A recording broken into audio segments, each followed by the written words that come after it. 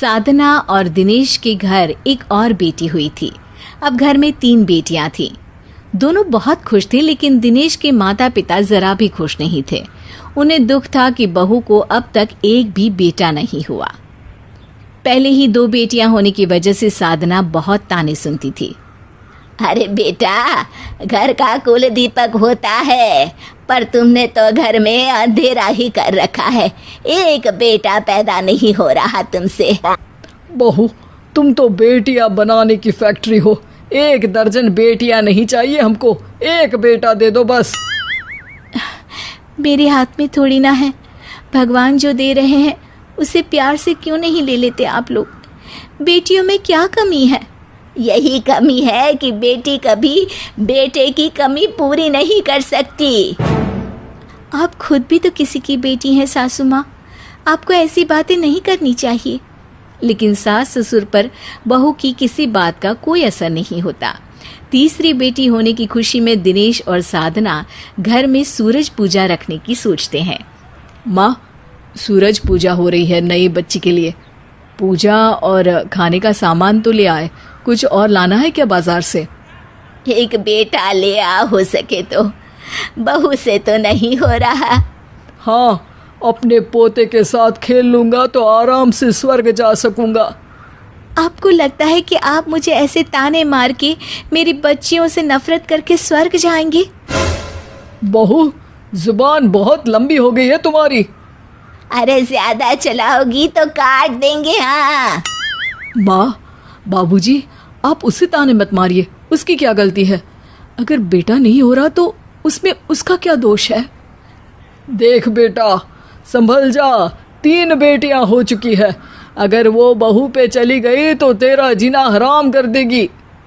दिन रात आपकी सेवा करती हूँ, घर मंदिर जैसा साफ रखती हूँ, लेकिन आपको बस यही दिख रहा है कि मुझे बेटा नहीं हो रहा। अरे बेटा होता तो बेटा भी तो दिखता ना। दिनेश और साधना सब सुन के भी चुप रहते हैं और सूरज पूजा की तैयारियां करते हैं। लेकिन साधना के सास ससुर किसी और ही तैयारी में लगे होते हैं। दीनालाल की बेटी है ना, वो अच्छी रहेगी। हाँ, सही कह रहे हो आप। चलो आज ही बात करने जाते हैं। सास ससुर पूजा में शामिल नहीं होते और घर से बाहर कहीं चले जाते हैं। पूजा खत्म होने के बाद जब दोनों घर लौट कर आते हैं तो दिनेश पूछता है, अरे कहाँ थे आप लोग? अपनी पोती की सूरज पूजा में तो शामिल होना चाहिए था। हाँ, एक बार इस बच्ची को गोद में तो उठा लीजिए आप लोग। अब बेटे, दिनेश तुम हमारे साथ चलो, एक बात करनी है। कहो ना, क्या बात करनी है माँ? यहाँ नहीं करेंगे, एक कमरे में चलते हैं, तुम, मैं और तुम्हारी माँ। दिनेश और साधना कुछ समझ नहीं पाते और दिनेश अपने माँ बाप के साथ एक कमरे में चला जाता है। देखो बेटा, थोड़ा अजीब लग रहा है बोलते हुए, पर देखो, जैसे तुम हमारे बेटे हो, हम तुमसे बहुत प्यार करते हैं, वैसे ही हम चाहते हैं कि तुम्हारा भी एक बेटा हो जिससे तुम बहुत प्यार करो। प्यार तो मैं अपनी बेटियों से भी करूँगा ही ना। हाँ हाँ करना, पर बेटा बेटा होता है।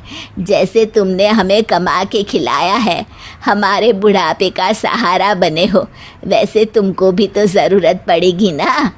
अरे लड़कियां भी पढ़ लेंगी तो कमा के खिला देंगी, ज़माना आगे बढ़ चुका है माँ। अरे बेटा, तुम समझ नहीं रहे हो, लोग 4 तरह की बातें करेंगे कि सब कुछ है, बस बेटा नहीं है। तो सब कुछ तो है ना, बस एक बेटा ही तो नहीं है ना।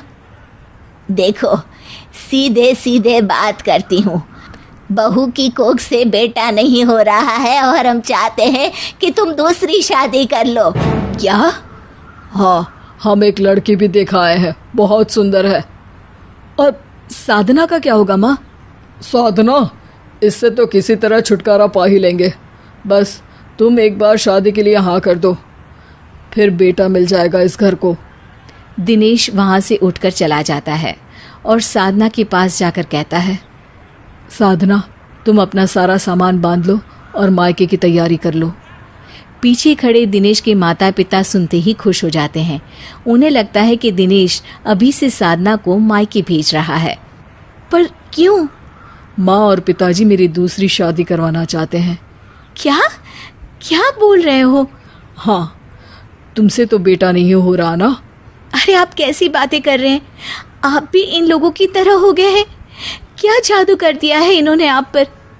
अब घर में नई बहू आएगी। साधना रोने लगती है।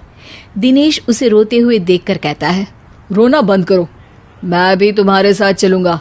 मेरे माँ बाप चाहते हैं कि घर में एक नई बहू आ जाए तो लाने दो, लेकिन इस घर से इनका एक बेटा यानी कि मैं आज विदा हो जाएगा।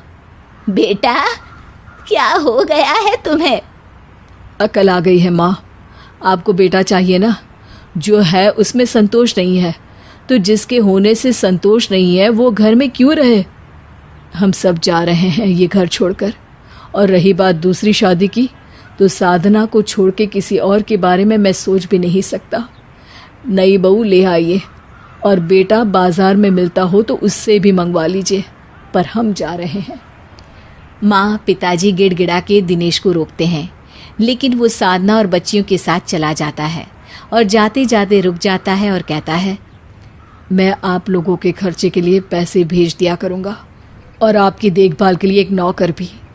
माँ पिताजी रोने लगते हैं। साधना की सबसे बड़ी बेटी उनके पास जाकर उनसे गले लग जाती है, मगर दिनेश उसे वापस अपनी तरफ खींच लेता है। बहू से बेटा पाने के लालच में माँ और पिताजी अपने बेटे को भी खो देते हैं।